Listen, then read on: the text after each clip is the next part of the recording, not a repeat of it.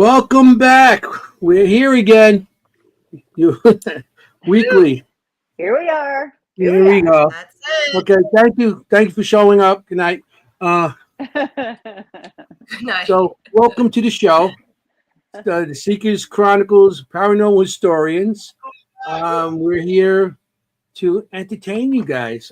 Maybe teach you something, or maybe you could teach us something. We're always open to anything.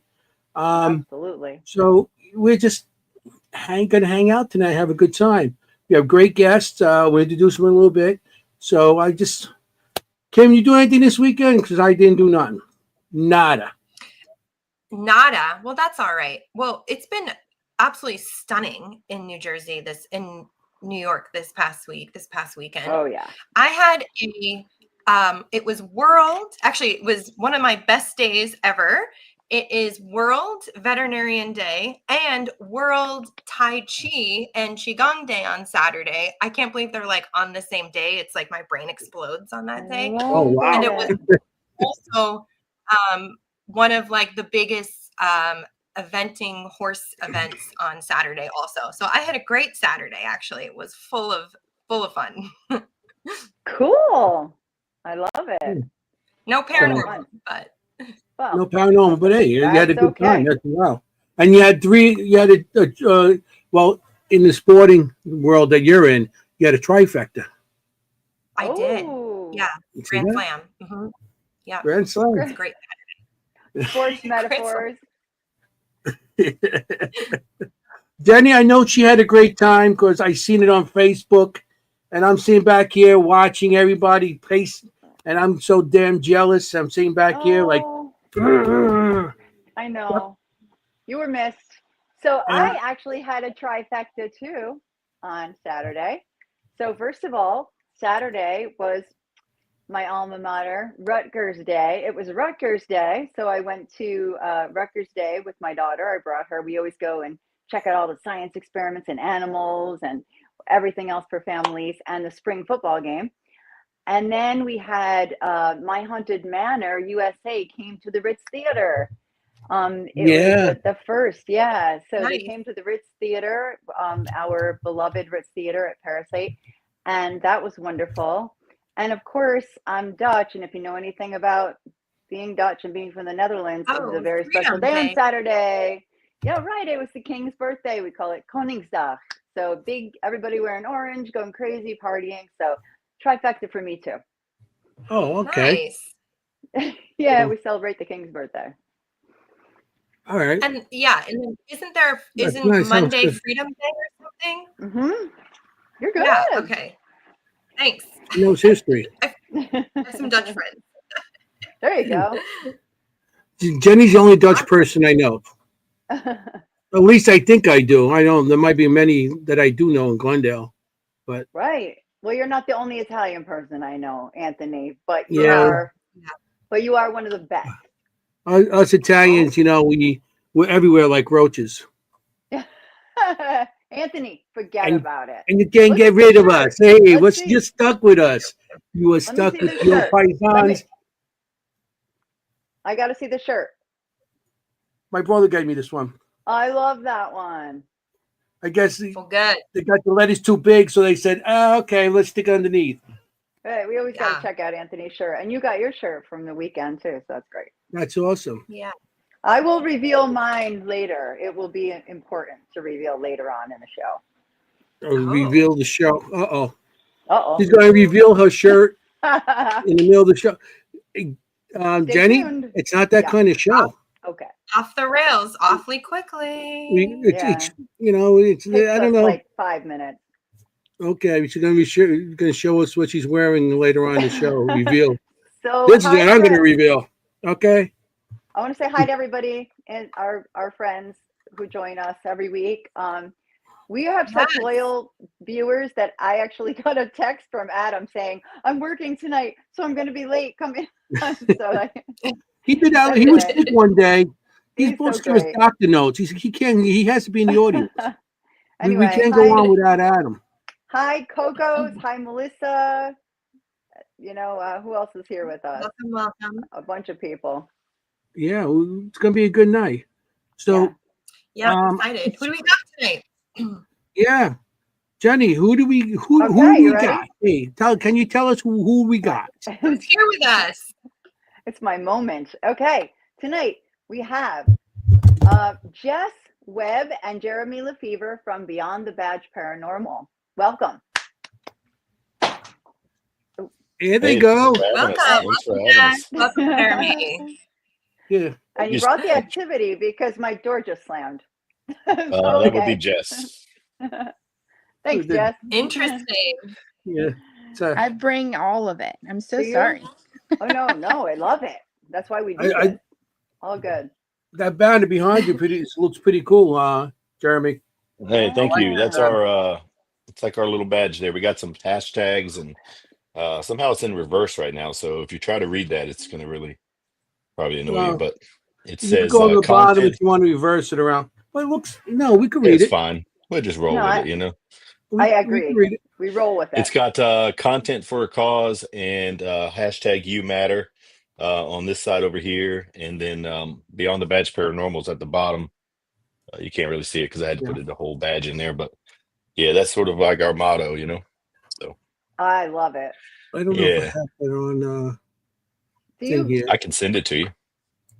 I seen it. I did have it. Matter of fact, I think I put it on the poster of your. Yeah, you did. So I do have it somewhere. Yeah, and the ghost is wearing a police hat. So yeah, that's I like that. Yeah, that was pretty cool. Maltese cross for the badge. So it's kind of like incorporating a lot of stuff, you know. Yeah. Yeah, So, a lot of symbolism. Well, that's what our group really is about. I mean, we have police, fire. We include nurses, dispatchers, paramedics, and EMTs. And then we have myself. I'm not a veteran, but we have veterans on our team as well. So we like to think that all of those folks are incorporated into our mission. So, well, okay. You want to explain what the whole mission is and everything, because absolutely, we got people in the audience who might not know, and they might be interested. Yeah, so we're kind of a little bit of a unique team. We're all first responders. So we started this group in the end of October 23. I'm a fireman for 20 years in the city of Newport News. Jess's husband is a Williamsburg fireman. Her and I went to EMT school way back in the day. So she's an EMT. Well, the three of us got together, started this little group. We incorporated a few other firemen here and there. And we kind of got this idea that we could take this paranormal passion that we have and turn it into a good cause as well. So we created Beyond the Badge Paranormal. And what it is all first responders. And our entire mission is to raise awareness for mental health for first responders. So, and try to break the stigma that surrounds our field or the field of first responders are in. So we created this group. It's been, I know in the big scheme of things, it for us, where we're looking at it, it doesn't seem like it's very big, but it's actually moved very quickly. The platform has kind of gotten big. It's only been a year or so. And then we ended up being really blessed. We reached out to a charity in Florida that it's a nonprofit called the Survive First Foundation, and said, hey, we can't make you any money. We don't have very many followers, but anything we do make, we want video wise or social media, we want to take your message and put it out there. And they were very much on board with that. So we've teamed up with them. We've been really close friends with them. And that's awesome because now we have a charity partner. And then we teamed up with Trauma Behind the Badge and Chris Scallion. So now we have two charity partners that we work with very closely. So everything that we do is for a cause. We call our main motto is content for a cause. And when we make a video or put a social media post out, the whole goal for that is to build a platform to be invited to events like Enigma Cons and Gettysburg Bash and things like that, to be able to have the stage to talk about mental health. And then just to spread the message. You know, we're not looking for viral fame. We know that that's unlikely, but all we need to do is get to these events to be able to speak, because we're going to catch a first responder in the audience. Prime example, Enigma Cons, we probably came across 10 or 15 first responders that came through, whether they were at a booth or were visitors, and they had this direct connection with the trauma. And we were like, holy crap, and this is going to work. Like if we go to these events, we're going to catch people, and we might be able to save somebody. So that's the group in a nutshell. Yeah, when I first met you guys at the Hanover Paracon, you guys when you told me what you guys were doing, I thought it was awesome. I said, it's like we could have to have you guys on. Yeah, we were excited to meet you. You know, and get the word out, because you know it's always good to be on Paracons, you know, Paracon to do stuff, but also on the podcast. You know, maybe you could get the word out, because there's a lot of veterans out there, and non-veterans, but first responders that actually dealt with a lot of stuff. I know in Queens here in New York itself, we used to do that thing at 7:00 at night during 2020. Everybody used to get out the window and hit their pots and pans to welcome the people like that, you know, to show them that we had. It was good, but you know, it's like very loud when you have. I live in a complex, and we have at least just in in my building alone, we have like 9 to 1,000 people, and then you have like 30 buildings. Ooh. So yeah, wow. And it sounded like, you know, but it was well worth, you know, just to make the noise for a couple minutes, just to let them know that we had some support. We know we're all locked in our buildings, but at least we had some support. You know. So I don't think people know how prevalent first responder suicide is, or mental crisis situations are. Every 3.5 days, a first responder takes their life.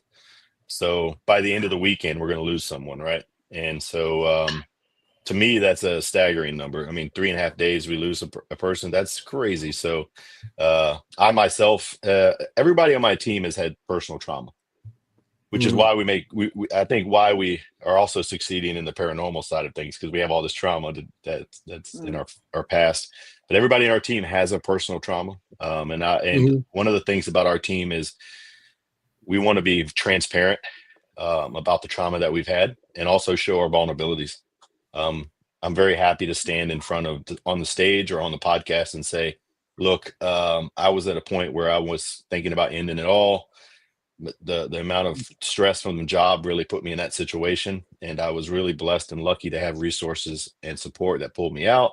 And now we're here, and God's given us this mission to carry on regardless of how tired we are, or if we only get 100 views on a video. It doesn't matter. He wants us to still do what we're doing. So sometimes it's weird, because we're like, I don't know if we're supposed to be here, but then we all look at each other and go, you know what, we don't care if anybody, what key people say, we're just going to do it anyway. And if they don't want to hear the message, which I will say, everyone has always been so open to hearing the message about first responder support. But in your mind, you tell yourself like, well, what if someone says, you know, this is a waste of time? But we've had such an amazing response. If you save one life by your story, it's not a waste of anybody's time. Correct. Yeah. You know, that's how you we have feel. one That's how we person feel that can open up to you guys and tell what happened to them. So it's like you guys all got together, and it's like a circle of therapy for each other. Yeah, and absolutely. That's what I think is pretty cool about it. And like I said, when I heard your story, what you guys do, I thought all you need is that one person to hear your story and say, you know, maybe not, maybe there is something out there I could. And there's other people that are going through this too, you know. Yeah. So and for us, it's important, you know, like we people ask me everywhere we go, like, well, how in the world do you connect paranormal and mental health, you know, or first responder mental health? And I'm always laughing. I'm like, well, it's really actually pretty simple. So for us on the team, it's our therapy. So we get to fellowship with each other, have adventures with each other. We get to do these things without the job weighing us down. One of the things that we talk about a lot in our group is after 20 years of being in chaos, you lose the feeling of like excitement about things, you know, so you kind of get numb. But when I'm standing in the hallway of, let's say, St. Albans, and I got to walk down that hallway, all of a sudden I feel everything. Like I'm feeling all the emotions and adrenaline, but there's no weight of duty attached to that. And then what you just said, you know, we put a video out there, and that one first responder is surfing the web because he's got nothing else going on in his life right now, he feels like, and he comes across this group of people very similar to him or her, and they're saying, hey, it's okay to not be okay, that we love you, that tomorrow needs you, stay another day. We're giving all these Yes. messages. And that guy's like, or girls like, that's the one lifeline that we threw them. And it's the hook because they might like paranormal stuff, you know? Right. And I now was we just got, thinking that. yeah, now we Like got them. it's like a spider web, really. Like, and yeah, you're linking it with something else, you double the reach, really. Sure, Like, yeah. and then it goes, like, for example, my husband's a first responder. He has no awesome. interest whatsoever in the paranormal. Zero. Those guys will tell you, zero interest. But tonight he's watching. And you know Awesome. what? Yeah. Like, and so he might tell his friends, you know, his coworkers, his whatever. And my father is first responder, a lifelong firefighter, and I told him to watch tonight. He might tell his younger friends or his friends. Well, You can't make assumptions, right? Like, my father's 82 years old and still involved in the fire department. But, you know, he has younger people who he's mentoring. Like, you can't make assumptions. Oh, he's too old. You don't need to reach him. You need to reach everybody, right? Because you don't know where it's going to go. So, well, his trauma is still real. I mean, he still has the same trauma. Right. He might be 80 years old, but what he saw in his career is not gone. You know, it's still there in the box somewhere behind him. And if he hasn't, it could well up one day, and he might need some help. And so that's the whole point. He sees in his, you know, in his trouble. Yeah. And we have a very realistic approach to this. Okay, so we know we don't have a lot of money. In our videos, we have 60 videos out. There's a couple hits and most misses, right? So we don't have this grand idea that we're something extraordinary in the paranormal field. We just think like our mission is so great that it doesn't matter what we put out. I mean, we do our best, have fun. People might not like the way that we do it because I would say we're a little less serious than most because we just goof off. It's our therapy. We go out and have fun. When it's time to hold a meter and talk to a ghost, we do it. But I'm going to tell you what happens immediately after that. If we stand there too long, someone is going to crack a joke on someone because that's just the firehouse way. That's like, there's no way for me not to talk. And if someone farts or something, there's this huge joke and then we get all out of whack. And then, so if you don't like it, I mean, you don't have to watch it. We just want people to know that, hey, we're just normal people having a good time. But the mission is so grand that it doesn't really matter. The paranormal stuff is small compared to the mission. So, yeah. Well, the paranormal stuff is where you get to blow off steam also. Oh, yeah. You got to do what you got to do and enjoy things. You know, that's fun, the whole thing, too. You can't sit back. I can't imagine what guys experience in the field with that. But the way I look at things is that, like I said before, I know you're in the field, and during that time, a lot of stuff was going on. I know a lot of stuff was going on because I have friends that from police officers to EMTs and fire department. So we talked, and the time that you saved that one person or helped that one person, I mean, it doesn't overrule all the bad experiences, but that's, you know, you got to focus on the good of what you guys did and the positive, because that one person does reach out to his family and other people that would have missed that person. So you really expanding from one person, you're expanding out to more people from his family and everything else. You make a connection. If you think about it like this, and I don't want to take your whole show up talking about mental health because people want to see ghost stuff too, I'm sure. But what's really interesting is we talk about a lot of times, let's say we're able to save that one person, right? From mental health crisis with the help of our partners, security partners. Well, that person might end up, that's a first responder, right? And they're going to go on a call because we were able to help them. They go on a call and save a baby, right? Yeah. And thank God they did that. Well, that baby grows up and becomes a scientist or a doctor that cures a disease. Well, we would never know that. It's way past, that's the shade we're never sit under, right? It's way down the path. But what we're doing now could have that ripple effect. So we actually got really lucky. We right away, like within a week of starting this whole thing, we got a phone call. I got a phone call at work from a lady who says, I'm at the end of the road, don't know what else to do. I saw something you put on social media. I need your help. And then I'm thinking, okay, wow, this just got real. I don't really know what I'm doing. So I kept her on the phone for a little while and talked to her. And she's like, I don't think I have 24 hours. So I said, look, I need you to promise I'm going to call you right back because we never hang up on anyone. But online, when you fill out their form, it says 24 to 48 hours. Well, that's so they can process the information. Well, I felt a little nervous, so I'm like, let me call Doug Monda from Survive First directly, which I'm very blessed to have his phone number. And I called him directly on the phone and was like, "Guy, I don't know how long I got, man. I need your help." And I'm gonna tell you, that night they had a lady from Chicago, a therapist that was doing or a psychiatrist that was doing a conference. After her conference, connect with that lady that night. So it was within about 4 hours they were able to get a hold of that lady, and I've heard that she's doing pretty well right now. So That's right awesome. away we knew we were onto something. We're like, oh no, this might actually be something. So don't Right. if you have an emergency, please go to the survivefirst.us and get some help, or dial 988. And if you can't get a hold of anyone, you're more than welcome to go on our website and give me a call or send me an email. I'll get you contacted with somebody. But I'm not a licensed therapist in any way, shape, or form. Okay. The experience sometimes overrules what you learn in books. But I am a loving person, and I'm more than happy to listen. I won't hang up on you. Right. That's for sure. Right. Well, you need a person to listen. Yeah. I mean, that's what she needed. And she had a lot of things going on in her life that I couldn't fix.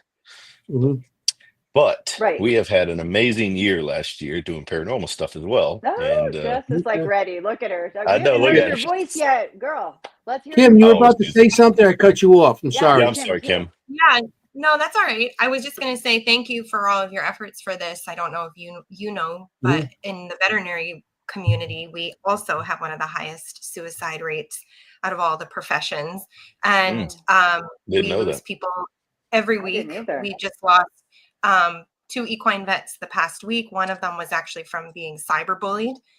It was a whole long story, but that's terrible. So I really appreciate that. I know what you're speaking of firsthand myself, because many wouldn't think the veterinary profession as a trauma profession, but we absolutely have to deal with trauma all the time. So I really appreciate you reaching out and wanting to help people. So thank you. Yeah, absolutely. I'm sorry to hear that. And I have no idea. So I learned something all the time, and that breaks my heart to hear about that. Well, essentially, you're doing what EMTs do, and but with animals. Absolutely, and let's face it, anyone who's had an animal, shake your head if you know what I mean. It's their family, correct? Absolutely.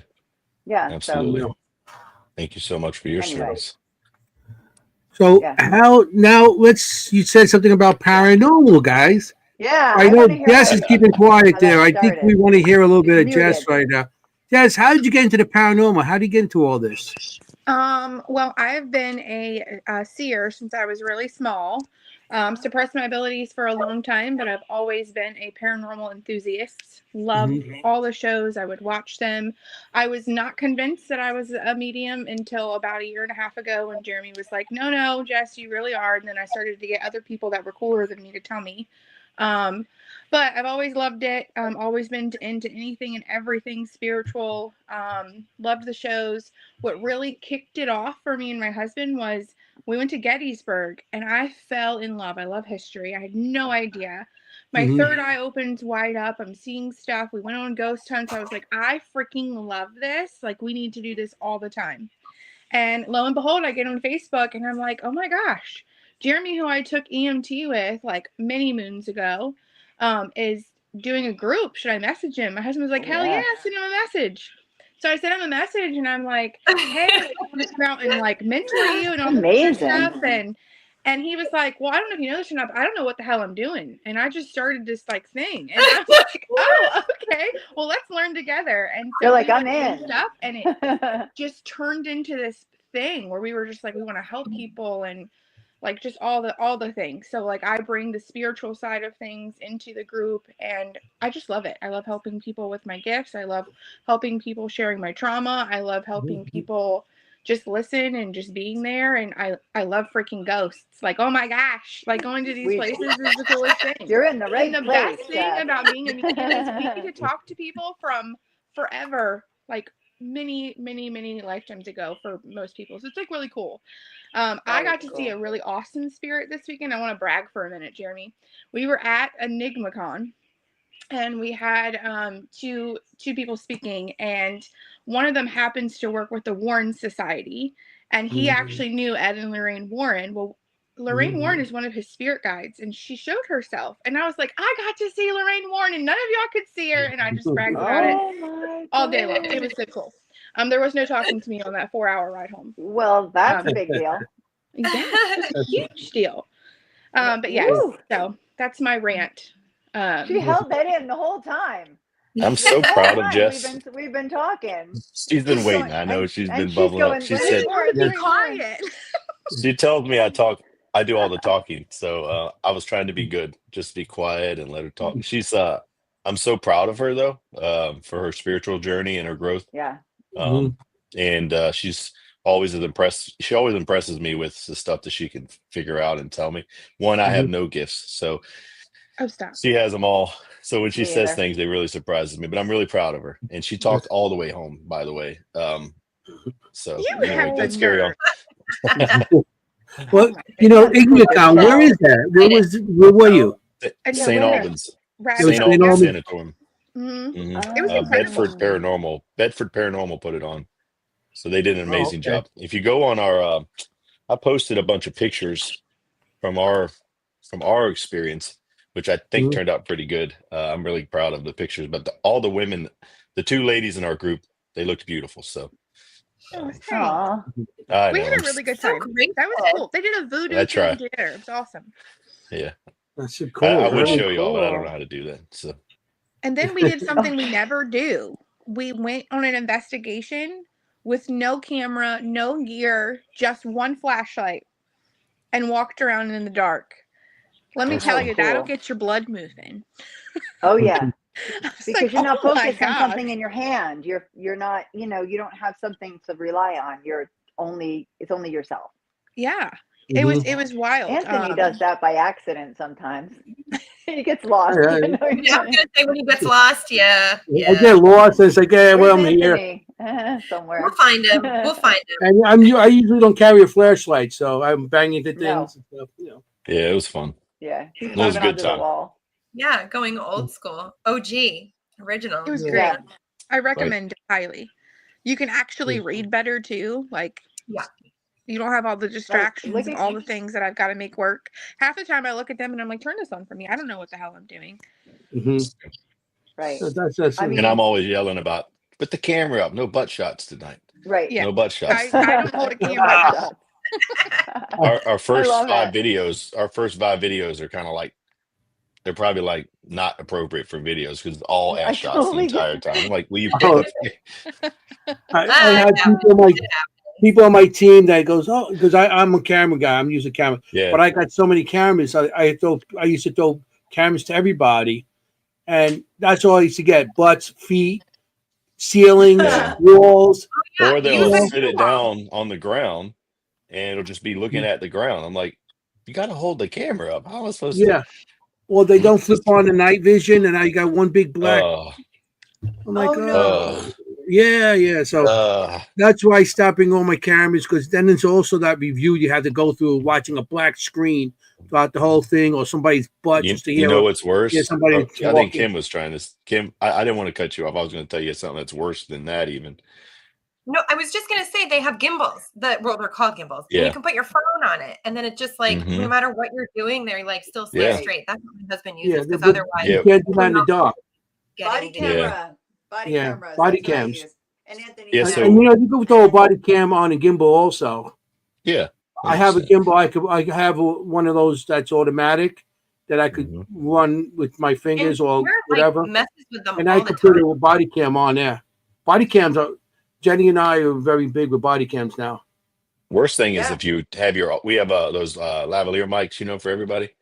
And if someone doesn't plug it in, or it's plugged into the camera, but they unplug it from the actual mic, well, then you have no sound. So there's nothing worse than watching a really good video. You're like, oh, this is gonna be great, with zero sound. I had that with a battery going, because I had one with the shotgun mic when you put a battery in. Yeah. And the person put the battery in backwards. Oh, yeah. And I got no audio, and it's like a whole night of no audio on that one camera. It ain't fun at all. No. So, yeah, I mean, the equipment you got to just watch, and you have to give it to somebody that knows what they're doing. Yeah, Yeah. we're getting better. I mean, it took us a year to at least get the audio right. So Mhm. And it Yeah, took a year audio for and all Jeremy that. to relax. I still don't relax. I'm so worried about video, audio. They need to both work, and the Oh, night boy. vision. So He's a lot better. He's a lot I better. Mhm. am. I am a Yeah. lot better. Thank you. 305. Hey guys. 305 in the house. Both Yeah, of them. 305. They're from Florida. 305. Nice. Nice. So yeah, I mean, you just have to. I mean, you just don't. Like I said, I have the cameras and night vision. I used to hand and out like like candy at the day, and everybody used to walk around. But then it's the review, and you're the only one doing review, and you got 20 hours of one camera, and Oh then yeah, you man. have 5 cameras out there. You're singing my. I Yeah. feel your pain every single time we do an Oh, investigation. yeah. So I stopped Yeah, that. that's I mean, rough. it's like get one camera. I'll do the work. I might hand one camera if I have an extra. But I got my camera. I got my body cams. I got 2 body cams, and I Mhm. got my little night vision cameras. I carry separate just in case. And I'm a camera person, so Yeah. that's what I do. Good. Very cool. That's what I do. So the All right. but I don't know if we want to start showing everything yet. I mean, What's it's your going show, on? buddy. We're all about it. I We mean, want to do whatever you you sent want me to a do. bunch of pictures, and I don't know if they're not in any special order, and they're all numbered. So not numbered. They're just random numbers like 1,000, 35, 6, 8, I don't 0, know. and 1,000. I'm I like, don't know. I don't know. They're all like different numbers. So, what I'll Is do, there I'll a start putting. location you want to start with? Is there one Yeah. that you sent us that you'd like to start with? But Are we we done. talking about Kim's reading? Well, that what I'm you're No, talking I gonna. about? think you sent a bunch of pictures too. Yeah. I Well, sent you some videos and some pictures, and the pictures were yeah. supposed to be for, I think, for you. And you asked me to Oh, send pictures of the members of the group, and then Yeah. pictures of locations we've been to without any yeah. Let's do the any group. way Kim could Right. figure it out. Yeah. Yeah, Well, we're let's gonna do flip the to the group. care pictures first, and then you Oh, just tell whatever. me what Yeah. it is, who it is, and what happened there. All right. You know. We're, yes. Okay. Here we go. I don't There's the even remember first what I picture. sent you, so this will be fun. Here we Okay. go. Oh yeah. Okay. Yeah, that was one that I sent you for Kim to read, but I can tell you about it. So we're at we call it the Circa House. It's actually in Matthews County. That's the one we were talking about, where John Lennon and his wife moved to the property, another house on that property, and the family that lives on that property, that's a family home. They have another home next to it, and this place stays completely abandoned and empty all year long. It's never got anybody that lives in it anymore. And the residents that used to live there passed away. Um, and that's my daughter actually sitting in a chair over there, Madeline. You see her a lot, and that's me. It was just the 2 of us that night because Jess and Randy had to go home for the kids. And then we're in a lady named Betty's room. Betty passed away. She was one of the family members. And we have some pretty compelling evidence dealing with Betty, where we actually saw the white mist move through the room, come from her picture. It actually left from where her picture was and moved across the room. That was pretty cool. Oh, wow. Yeah, Nice. and if you watch our video, it's on the top 10 video or the second Circa video. I'm actually sitting in the chair where she is, and I'm all by myself in the house because she went to go to bed because she got tired. Anyway, I had an SLS camera, and I asked if Betty and Bert could come into the room, and immediately 2 figures showed up, and then one of them came. Yeah, it was really amazing. And then one of them came and actually laid on the bed, and the other one sat on the little ottoman at the end of the bed right next to me, and I was holding the camera, and I'm all by myself like, okay, that's weird. And then Now, yeah, it was such a yeah, now beautiful find moment too. yourself. Well, there's nothing there's such a loving family, and Yeah. that home has been in their family since the 1700s, and Mhm. everybody that's ever been in that home has always been family, right? And so we initially brought in the family at the beginning of that second video. We actually said, hey, let's bring in family members and do an investigation with them so Oh, they that's can awesome. experience stuff. And we actually had a door open and the REM pods going off. And I think Wow. the family members that had passed on were having a wonderful time communicating with the family members of the present day. So Mhm. when they all Oh, yeah. left, they were very comfortable with me because I was just there with their family. So it Mhm. never stopped. I saw SLS figures all up and down the halls upstairs. I was getting the mist floating by, the REM pods. I mean, I was having all this stuff happen to me, and I was the only one in there. And I'm like, this is wild. Uh, but the entire time I was in there, it was completely beautiful. It was a beautiful feeling. No evil. Everything was happy. It was gorgeous. Mhm. I really enjoyed that experience. But that's where we were. I know I There's talk a another lot, one. so I I apologize. think your daughter's in this one also. She might be. She likes to get no. That's Lisette Torres. She's a firefighter in the city of Okay. Newport News. She's quite a badass though. And we are at that's Sweet Springs again, and that's in a boiler room or like a machine room. You can see there's like a washer back there or something, Yeah, Oh, I can yeah. see the washer dryer or and something. dryers in the background. Yeah. So these two ladies, that's Jess's head right there, the back of her head. And they actually walked through this room. And if you watch, I don't know if I sent you this video because I didn't know how many videos you wanted. But as they walk through, Lisette says, um, is anybody here or what's going on? And you hear a male voice from inside the room say, "Talk to me," and it echoes through the room. It's actually, how like you hear a lot Whoa. of you hear a lot of EVPs, and they can kind of be like, well, it could be this, it could be that. Um, there's absolutely no doubt that this guy said, "Talk to me." I mean, it was really, really, really, really clear. And if you notice, she's got a nose ring. Um, Yeah. Now, I don't really believe in the whole like. I'm not a huge fan of the apps because I think they can be hit or miss. I'm not really. Hmm. I don't believe everything that happens, but we had this very random, specific thing that happened. As soon as that guy said, "Talk to me," they went and they stopped, and the device said "nose ring," like out of nowhere, which I thought was pretty compelling because I'm like, well, that's pretty random to say nose ring. So, um, All right. Yeah. I got a question on Timing and this. relevance. yeah, go for it. Okay. I'm coming across a man on the over his left shoulder. I and he's like very tall. Is there a guy that's actually down there that he wears like a fedora hat, but he's about 6 feet tall with a thin mustache? So there's And definitely a male figure. One, Yes. we heard a Mhm. male figure, Yes. and there's definitely a male figure down there. Yeah, yep. You're very Okay, close. I think you're right on what they had told us. with a thin hat and stuff. I'm gonna Yeah, I don't know if I'll get a drawing of that. yeah, I don't know if they told I us exactly his actually hat. saw him, so you can send me whatever you draw up, and I can tell you. There's Okay. different three different men that I came in contact just on that floor alone. But yes, and there And was a also man down there, that talked.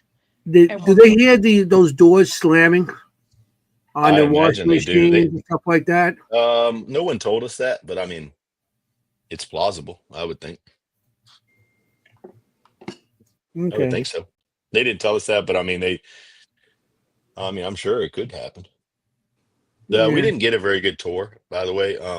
When we showed up, nothing against them. I'm not talking bad about Sweet Springs, but when we got there, they were a little disorganized, and we were supposed to get this full walkthrough with the lady who owns it, who's psychic and has all these connections or whatever. And then she wasn't there. She sent Oh, her like yard building maintenance guy, and he walked us through like Mach 7, and then he left. oh. So It's we were funny. I like, was supposed to go on okay, an investigation there. Somebody Yeah. invited me, but it's um, cool.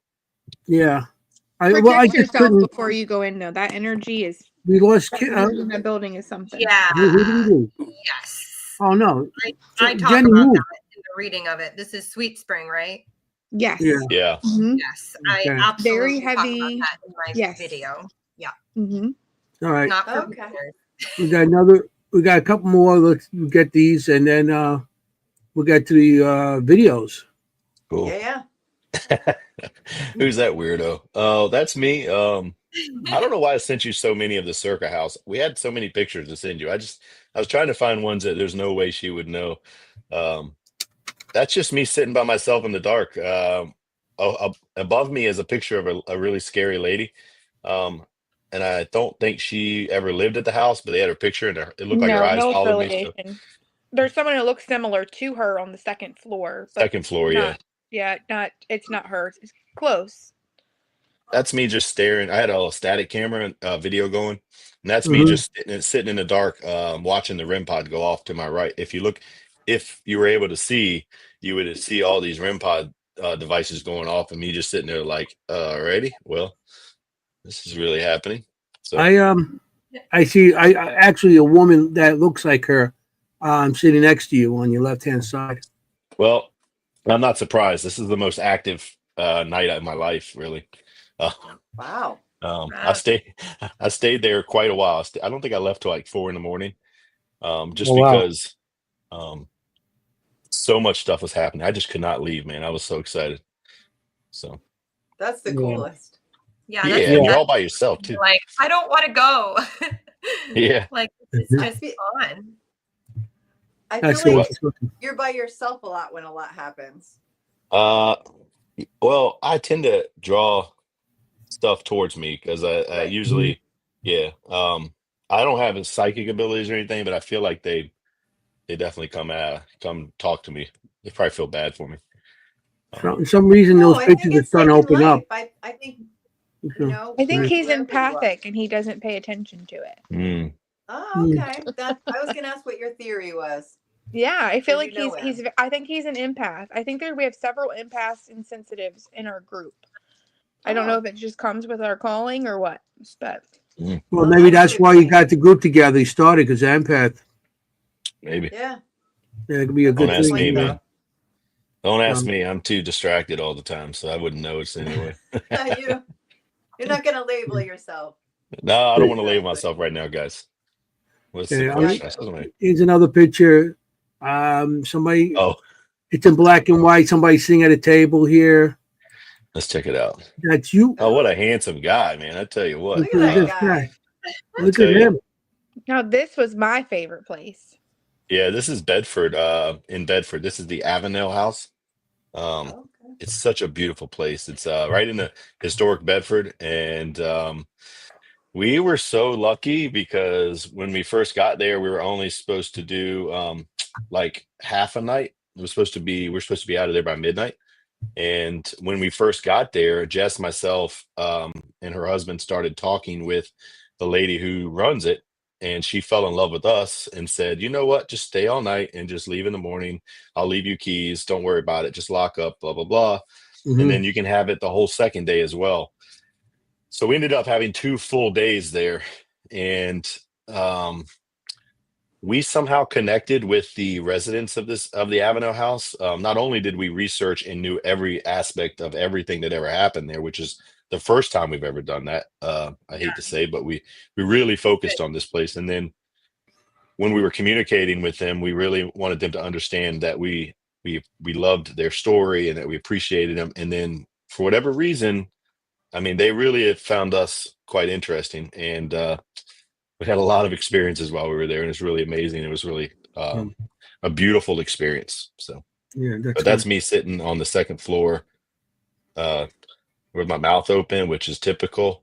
How I normally sit. Now, I don't. Did you guys ever see where you're based out of? Because you say historic Bedford, and all I can think of is Bedford, Massachusetts. So where are you? So we're from Where are you guys out of? we're like near Virginia Beach, Yorktown, Virginia Beach, Norfolk, in the peninsula area of the Virginia Tidewater region. Bedford, Virginia is way out west. Like I think it's out west. Yeah, you drive up to Lynchburg area, you know. Okay. But it's really cool Yeah, I though. agree, It's a Kim. beautiful home. Oh my gosh. Nice. Yeah, I don't think we did say. So good question. Yeah, great question. It's such a beautiful home. Because I still don't know where they are. I know they're not from Massachusetts by their We do that No. sometimes. absolutely. They don't Yeah, sound like they're from New York, so they're not from here. Yeah. But the Avenel house was such a beautiful place. It really was. Yeah, I'm writing these places down to look up. I can't wait. Yeah. Check them out. And if you really want to see what it looks like, we did a whole video on it. And I love the beginning of the video because we got to interview the lady. We don't do a lot of interviews. I mean, we're not like those Ghost Adventure guys or Right, anything. We're right. not that official, but we had the lady there, and she was the historian of the house. She knew the last resident that lived there. They were best friends, and that lady passed away. She was also she was a medium, or I don't know, something. So she was super tuned into this place, right? So we made it a point that we were going to interview her, like a full-on interview. So we Yeah. did the best we could, set some cameras up, and we actually captured all the history from her. And while we were doing the interview, she became overwhelmed with feelings, and she said, "Oh my God, when we started talking about the dad, the father, and how he wasn't really a nice guy, supposedly, she got all these feelings, and she's like, they want me to stop talking about their father." And then we had to stop the interview, but it was really cool. Wow. It was an awesome place. That's like And the best when you can There's have nothing And- like historian at that. a location. Yeah, when you have And that experience, it's the best. I don't Yeah, think it's she's so listening. I weird. don't think they're listening. I don't think anybody's watching from the Bedford Historical Society, thank God. But we were very lucky. This is a secret, by the way. I was very lucky that they have a room upstairs called the Lee Room, where General Lee slept when he came to visit, him and his wife. And she said that I could sleep in the bed if I wanted to. So at about 12:30 or 1 the second night, about 1 a.m., I was like, I'm going to go to bed and put a camera up and just sleep through the night and wake up at like 6 in the morning. And I got to lay in the bed with a sleeping bag, of course. And I slept in that bed. Now, there's nothing scarier than sleeping in this bed where you know it's haunted and they've been having activity for 2 days. And the camera was up, and I had a REM pod in the REM pod and the dead bell on the floor. And this thing was going ding, ding, ding, ding, ding, ding, ding, ding all night long, man. And I refused to put my head out of the sleeping bag. I'm like, whatever it is, it'll be on camera. Yeah. But it was very secret. Your secret's very true with scary. us. Yeah. Yeah, Your I mean, you secret's know true what? with us. Everybody in the audience, shh. It was a good experience, Don't and I'm tell so anybody. thankful that I got to do it. Yeah. Nice. We got another one you sitting down here. Armando. Let's do this. Oh yeah, hey, man, I am. Jeremy, you're a hoot. Look at that mouth. I'll tell you. Yeah, his mouth still is open. always open. It's You are still That's 'cause looking I'm open. official. That's my concentration mouth, guys. So No, I agree, Melissa. Yeah, not sleeping. yeah. Mhm. So And Mary uh, Beth. I know I Scary. only sent Yeah. pictures of Sweet Springs, but this is actually in the this is the slave quarters at Sweden Yeah. Springs, and this is where there's a really not so nice presence down there. And this is about 30 minutes before I kind of had a little bit of a situation where I had about 3 minutes. I don't know where I went or what happened. And I'm not one to embellish or make up things. I don't have any reason to do that.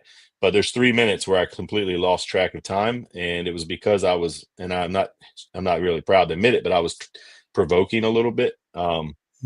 And then yeah, I had this really evil, like nasty laugh that they said they heard, and then and it was right after one of the investigators said, "Do you think it's funny to scare us?" And then all of a sudden, I made this really like it's on the video. I didn't believe it either, but I made this really scary laugh twice, and then they woke me up and they were yelling and cussing at me, and I had no idea why. So Wow. And you don't remember. That's intense. it's like 2 or 3 minutes of zero memory. Only thing I remember is something was incredibly funny. That's all I remember. Because when I woke up, I had this urge to laugh, and they were like, "Why are you laughing? Why are you laughing?" And I'm like, "Why are you cussing at me? I don't know what's going on." And Mhm.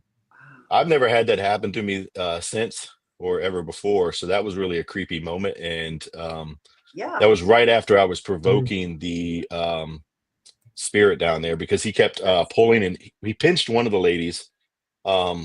He pinched on one of the ladies, and he pulled on the hair of another, because he has a tendency to pick on the women. So I said, "Well, hey man, I'm not afraid of you. I dare you to Right. touch me.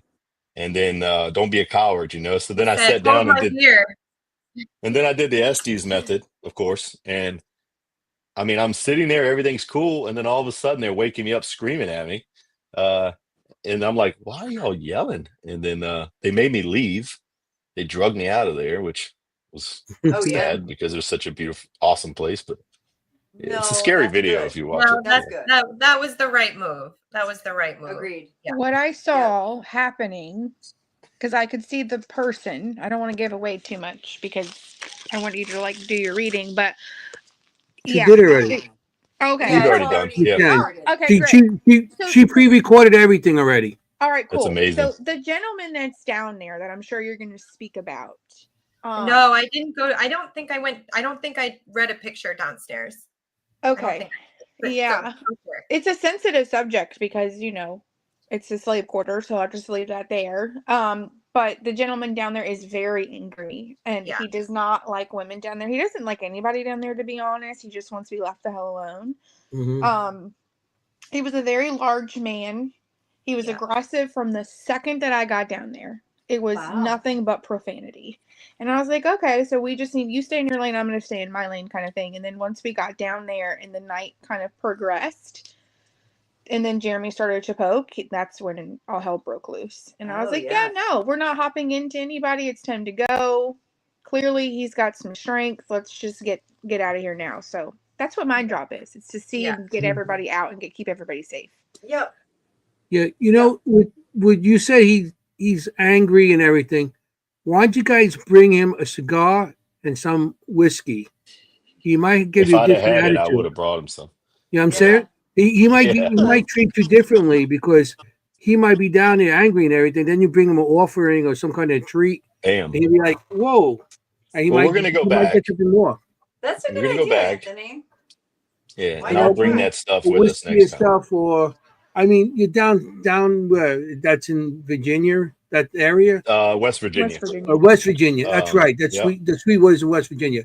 I mean, It's amazing though. I mean, I'm gonna tell you, it's a whiskey or scotch, gorgeous something. complex.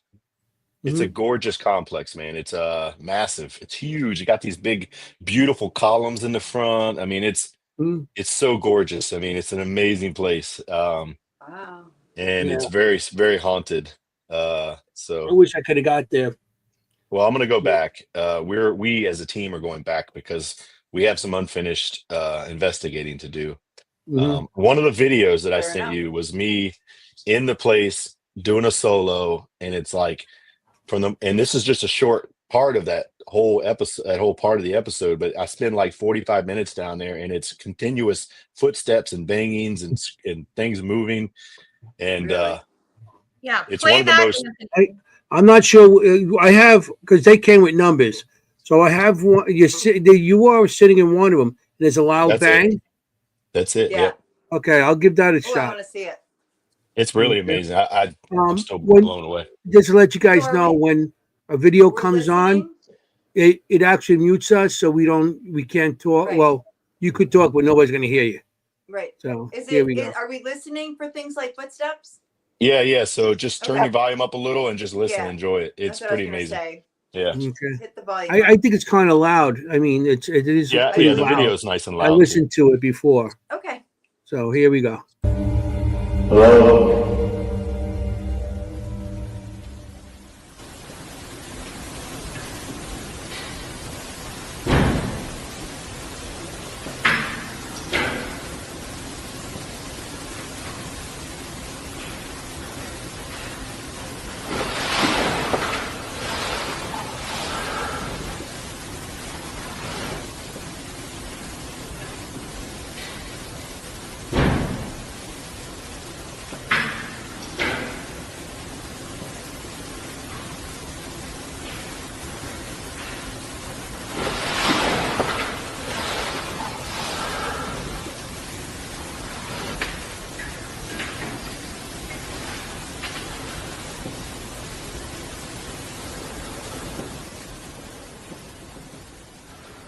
It's absolutely terrifying right now. I'm hearing all kinds of noises. And I don't know what it is, to be honest with you. It's very, very scary.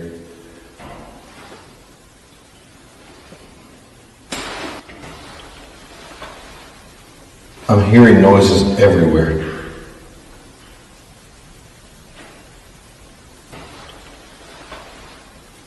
I'm hearing noises everywhere.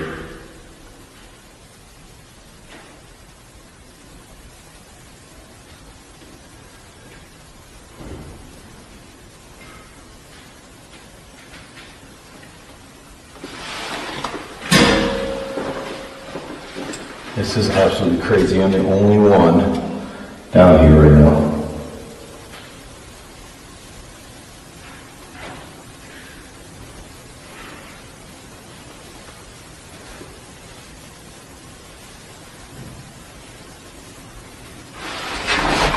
There's noises behind me in this room.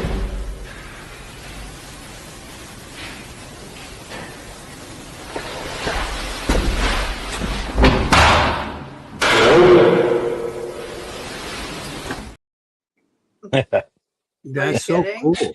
That Are was you the kidding best. me? That was awesome. Wow. Yeah, That is awesome because it sounds like it's something's going to be right there.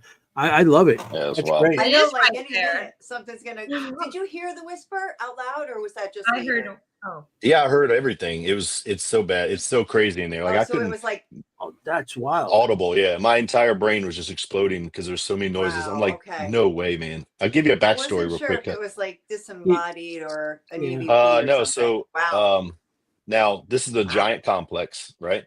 And I told the group I'm going on a solo. So they were the entire other wing of this place. So I knew they would be anywhere near us. And we actually had to go down like subfloor, like we had to go down. And it used to be that ward used to be a nursing home, which is why I think we're hearing the shuffling because it's the shuffling of old people feet. Oh, Um, and I had seen that hallway on another video where these two gentlemen sat there and they could hear like I even saw that same chair because I knew this is where it was, and it was like it sounded like when I was down there that there's 20 rooms, on this hallway that go down, and it sounded like there's people in each room. It was just inside those rooms there were just those bangs, and I'm like, what? Mhm. And then it almost did a loop because after maybe a minute, the footsteps started again. Then there was the bang, and right. it was like almost like it was looping itself. yeah. And I yeah. noticed that.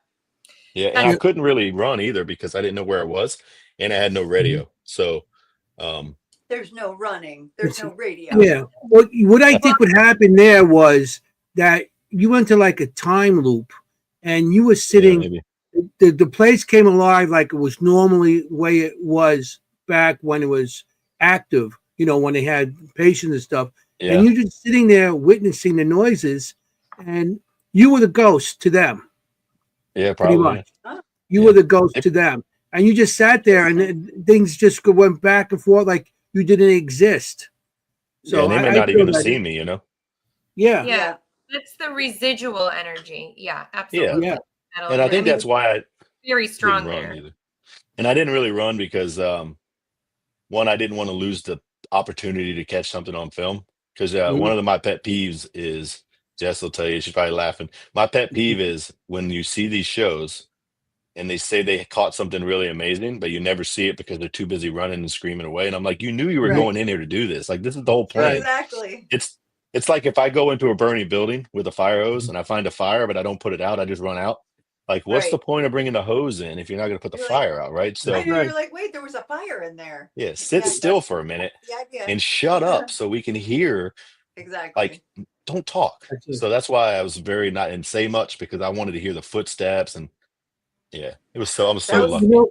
You're an one of the amazing few video. investigators that I actually spoke to and stuff that actually investigates just like I do.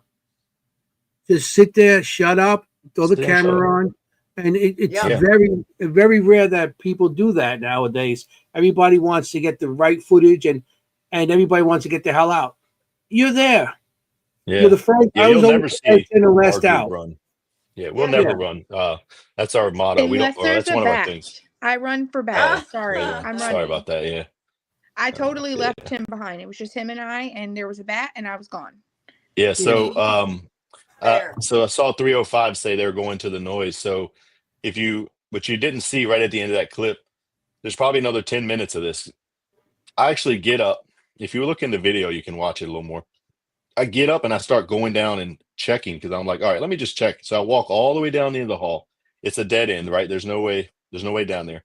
Then I start checking rooms. And I'm like, well, there's got to be something here. And there was absolutely nothing, which made it more scary. And I'm like, oh, geez, man. And then I was like, well, I have no way to call my friends and go, hey, I need help. So just hope for the best. And Oh my gosh. First responders, you need walkies. What are you thinking? Well, we normally do. Okay. But we had You, come you up with don't have plans of you don't have Yeah. two tin cans with a string to it, do you? no. Okay. Yeah. It makes it a little No. scarier too when you don't have a radio, No, you I'm know. just You kidding. sent you sent me some pictures of hallways. I'm not sure if this is it. I'm not I sure like of the way you hallways. just did. Oh, so do Is that it? I. So do That's I, Waverly. No, I think That's a it's, different I one. think it's the other one, Anthony. How about It's the this other one? hallway. Yeah, that's Sweet Springs there. Yep. That's where Yeah, you were. so- That's what just happened. Nope. That's a whole different hallway. Okay, I'm trying So to. I'm the way trying this to. building, hey Anthony, it's okay. So the way this building is shaped, it's you have a regular building, and then it jets out. There's 3 long corridors that jet out on the backside, and they're multiple floors. So there's going to be long hallways. They're really confusing when you go there trying to figure out where you are initially. I Okay. would never be able to take you back to that hallway right away. I'd have to go searching for it because it took me. We had to go do it. We went there once, me and another guy on the team, her husband, and we sat there. And nothing happened when the 2 of us were in there. So I'm like, well, I'm going back on a solo mission. That was kind of like, Jess will tell you, it was like my goal that time. I was like, I want to do a solo. I want to do a solo. Yeah. Her husband did a solo. He heard some noises. He did. Yep. I love Randy, but Randy broke the rule. Randy said, ran. hell no, I'm out. And he got the hell out of there. Okay. And He did good. I'm proud of him. But He did he'll tell good, you, though. he like walked up there, he did a little bit of stuff. He said, no. Noise once, and then it got louder, and he said, "F this," and he was out. And you can literally hear him on camera. Nope, I'm out. And he just. But it turned was back and went the it other was way. scary. That's a neat place though. The energy is just. I'd love to go investigate with you It's not guys. good. It's not Oh, Maybe we good. would love it. we would love to go with you guys. Let's do Sweet Springs, you know. Oh, I'd like to go to Sweet. I like out of all the states, West Virginia is like one of the states I think has some of the best stuff. Trans Allegheny, which Jenny's going to be at this weekend. Nice. I'm jealous. And West Virginia Penitentiary. I love both of them. West Virginia is those one of the sound worst fun. I've been to. I want to go to those places, so we'll get there eventually. If you go to Sweet Springs, you need to bring food and prepare to not have any cell service because everything closes at 5 and you do not have service. We literally ate peanut butter on hot dog buns for dinner. That's great. I tell you, I'm over here in Queens, and I always complain about when I go outside of Queens any investigation because everything closes like at 7, 8 o'clock. I'm like, come on. Over here, like I was telling them, I could call up and I could get a pizza like 2 o'clock in the morning, 3 o'clock. I could call up and get Taco Bell at 1 o'clock, 2 o'clock, 3 o'clock, 4, anytime. Right. So I'm spoiled. You know, I don't have to leave my place. People just deliver food to me. People deliver we live in the cannoli country, to man. him when he wants it. You know He's what I mean? like, But- I want some cannoli. We live in the country, brother. So we Yeah. everything closes on Sunday, and that kind of stuff. Sweet tea and apple pie. So Sweet tea and apple pie. But Jess, you bring up a good point because food and the paranormal, they go together. Yeah. You gotta have your snacks. Yes. And I don't know about you guys, but like when I'm reading, I'm like, I have got to Starving. first of all, I got to step away. I have to ground and I need to eat because I'm so hungry. Yes. And by So the what's time my we're problem, done, then? I vibrate the whole time. By the time we're done, Okay. I need to eat a snack and I'm out for a good 10, 12 hours. I just eat snacks because I eat my feelings. So Same that's breath. why I just eat. I just eat, man. That's what we do. Bring cannolis, and we have cannolis and whatever we get. I mean, yeah. You got definitely when you go, like you said, Jess, you need your food, water, something to drink, your food, just to ground. And when you walk away, because sometimes with the energy is taken from you by the spirits or the energy of the location, you need that energy, that fuel to get you back going. Especially It with the definitely drive, wears you out. the drive like 4 or 5 o'clock in the morning home. And- Yep. yeah. Yep. Kim eats meat afterwards. Yes, gets all I have to carnivore eat on us. meat, whatever kind of meat I have for grounding. Any kind of not Nice. good stuff to eat, but yeah, I totally understand that, Jess. Now Nice. I read that hallway. I read that place. I don't know Oh, if yeah. we if we want to Let's see see that. Yeah. I do. Yeah, that's what I'm about to say. Kim, let's put you on now. Put one of yours up, then we put one of We'll his. go through those last photos that they gave You us show and me then- yours, I show you mine. Come on. Okay. All So right. yeah, we'll start here. Okay, so we have another reading for this week's guest. I was given a few photos and I picked a few of the hallways actually, and I'm going to start with this photo here. So this looks like a hallway. And immediately as I'm tuning into this, I know this would be either a hospital, sanatorium, asylum. This is definitely a place where they would have done medical procedures, meaning like surgeries. I am seeing that this would have been like a medical facility to the degree that they would have actually have done procedures on some of these individuals, these patients. I actually feel like this was probably more abandoned recently, 1990 being abandoned, but I want to put this being built 1930s into the 1950s, and there's some really intense energies that are here. So I'm going to name a few of what I'm seeing, because they move around quite a bit in the hallways. Absolutely would see shadow figures, absolutely would be touched, absolutely would be whispers, indiscriminate yelling. They're even saying even like fingers on a chalkboard, like scraping sounds, like not dragging, but like scraping. And I want to talk about, there's quite a bit of sticky energy here. And how I'm going to talk about this is I commonly see this either in hospitals or in asylums, where there is sticky conglomerates of energy. These sticky conglomerates of energy tend to be in corners, tend to kind of act as like blobs, almost like blobs of dark, intense energy. What you would feel if you were near them is you would feel kind of like this could be confusion. Often you'll feel confusion when you're near these. You may also feel like depressed or sadness, like a deep sadness. And often people who are sensitive may even feel physical pain, because they're not spirit conglomerates of energy. They're actually conglomerates of the experience of pain and suffering. So you will find these and they're sticky, meaning what I mean by sticky is that they kind of are like in the corners. They're like on the walls. They may be on the floor, and they don't have the shape of like a human spirit. You can see these, sensitive people can experience these. They may see these as like a shadow on the floor. They may see them as a shadow going up the wall. They're not going to have a human outline to them. And when you experience one of these, you're not going to be able to really communicate with it at all. You're just going to be feeling these physical sensations, which is it's like kind of like a snowball of negative experiences that have happened in these buildings, like I said. So that is why I believe that this place is one of those, because you don't see them very often. You see them in places where there is extreme emotional experiences. Whoa. Very good. So I have the history of Sweet Springs, so we could look at some of the stuff you said. I think you're right on by most of it. Now the actual building, it said, was erected, maybe not the entire building, but in the 1700s. But when I was reading the history and listening to you talk at the same time, I do think you're getting in the 1930s and 40s. It was a sanatorium for tuberculosis patients. So I think that's what you're hitting on when you're talking about the 30s. It was a spring resort for rich and prosperous people back in the day, but I think it transitioned into a different type of facility, which is why you're probably hitting on the 30s and 40s for being erected or built, because I'm sure they added on and changed a lot of things. Right. And then in the 90s, which I thought was very cool that you said the 90s, because that's very specific about this. In the 1990s, 91 actually, the state turned it over to Monroe County and established a rehabilitation center, and it lasted until 96. And then it was sold, and in 2005 it was sold again, and then bought in 2015. So your dates are right on. I mean, when you said the 90s, it really hit me. I was like, whoa, that's kind of crazy, because in the 90s it turned into a rehabilitation center. But before that, you talked about procedures. We all know during the tuberculosis outbreaks back in those 30s and 40s and stuff, that they did all kinds of gnarly procedures on people, not all good ones either. So it's very similar to Waverly Hills. They did some things that experimental. So I think that's what you're getting from the surgeries.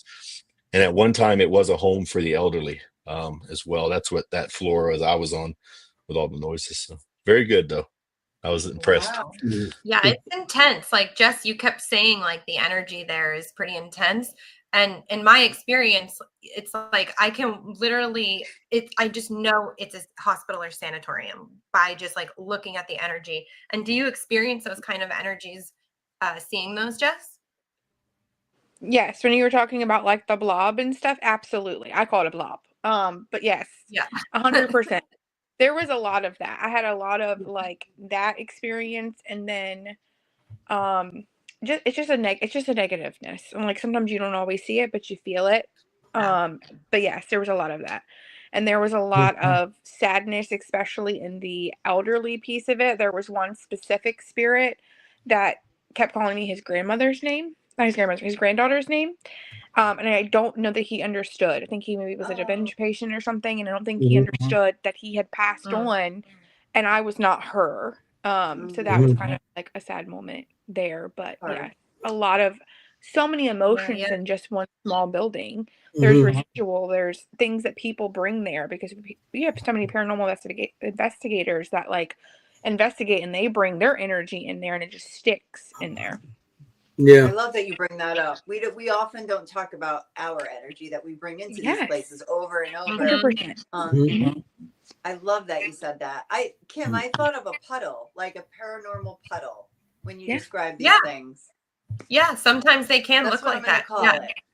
Yeah. And they'll be like, sometimes when people take pictures and they'll see like these dark figures in a corner, but like they're not the shape of a human. They're just like kind of wispy and coming down the wall like a dark think like it's like shadowing out, but you can't figure out what that is. Now I saw a full-fledged shadow mist thing move when I was there as they were dragging me out of the facility, and forcing me into the trunk or the back seat. Sorry, they were forcing me into the back seat. Time out. I was resisting arrest, and as I looked over to the columns where we were in the slave quarters are below, and the rest of it's above, and there's this giant porch. Well, the lights are on from the slave quarters area. Well, I could see where the lights were on, and then I saw in this black shadowy mist figure, super fast, like dart between the underneath.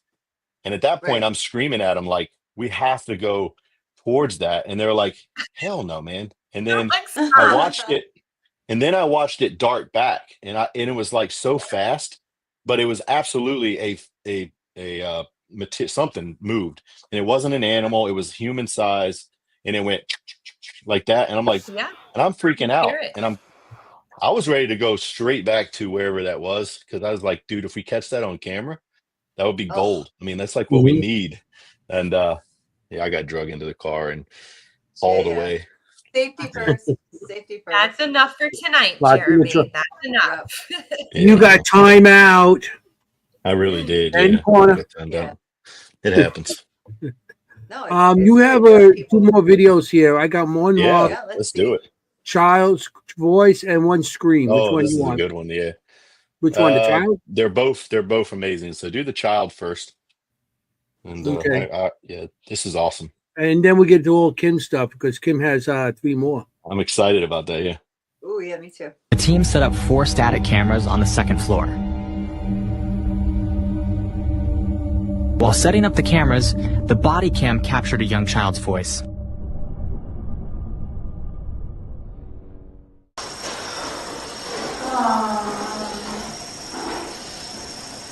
My first interaction with him was there, but we've had interactions in both rooms. Did you catch that? Is that little Mary telling us it's me? There were no children in the house during the investigation. Listen one more time.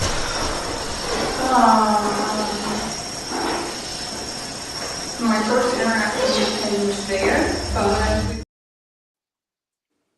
That's cool. Good catch. Yeah, I heard that. That was really Where cool. was that? And that was my at little bestie. That's her buddy. Yeah, that was Little Powhatan Manor. It's in Colonial Williamsburg. It's actually at a resort. It sits right in the middle of the resort, so it gets people come in all the time to explore and whatever. But Jerry and what's Jerry and what's the David other guy's name? Flowers. Yeah. David Flowers. Yeah, they kind of run that place, but that was cool because we set the body cam up, and that's just from the body cam audio, by the way. And you hear Jess in the background answering a question from me because I'm asking her, well, Yes. using your abilities, where should we put the cameras? And she's going, well, maybe. And then right at that same point, you hear little Mary say, it's me. And then right after that, I had said, now I didn't know we caught that. I said, Mary, we're going to leave for a couple hours. Can you make these lights flicker? And then when I go back to watch the video, the damn lights are flickering for like 20 minutes. Wow. It was crazy. I'm like, what? Yeah, so she's a sweetheart, little Mary is. Yeah, she was That really little cool. voice. It sounded Yeah. so, I mean, that sounded like a living child. Like Yeah, that yeah. was so And clear. we just spent 2 hours talking to her. And so what we did is we went in a room and we had an EMF detector on the table and we had a REM pod at the door. And we were talking to her like parents would talk to a child. So we're like, look, Smart. we understand you might be afraid of these noises. So why don't you, and I reached my hand out and said, walk with me over here to this REM pod and we are going to experience it together so you can tell it's not scary. And then I walked her around the room a little. Jess was my guide, she's like, yeah, she's really interested in, she's comfortable with you. So I was trying to be like the dad, like hold my hand and walk with me. And I don't know if she was holding my hand or not, but she obviously liked us enough because she said, when we were trying to put our cameras places, I think she was either saying, it's me, like over here, or maybe she was maybe she saw herself in the body cam picture. I don't know how it all works. I mean, I'm no expert in any of this stuff, but right. It's a good it was guess, a really though. cool catch. Yeah. Yeah, almost Yeah, like She's you so saw sweet. yourself in a mirror. Like, oh, Yeah, that's what I was Mhm. thinking. Like, oh, it's me. It does sound like Yeah. that. Not like, hey, it's me, but it's me. Yeah, Like, she was come super on. excited. Yeah. Yeah. Isn't that cool That though? is So that's one of my adorable. favorite catches. Yeah, that was very cool. Wow. That's Yeah. a great one. We got one more with a scream. All right, so this one is a really hard one to listen to, and I'll explain it to you after it's done. And And Okay. this tell one's tough, everybody, yeah, everybody in the audience is up. Raise your volumes Yeah. on Yeah. the list. you don't have, yeah, this one you'll hear pretty good though. Yeah, Right. I know I heard it pretty good. So Yeah. here we go.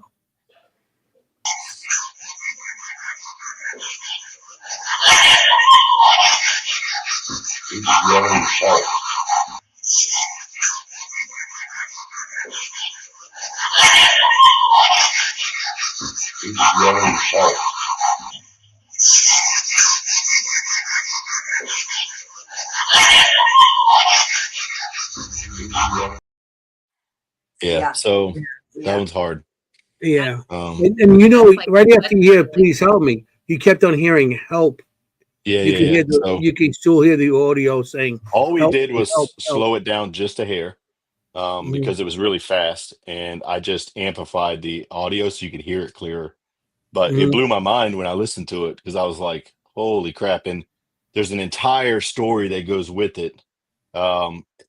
If you're not familiar with the Cabin on 360, it's a location in Rico.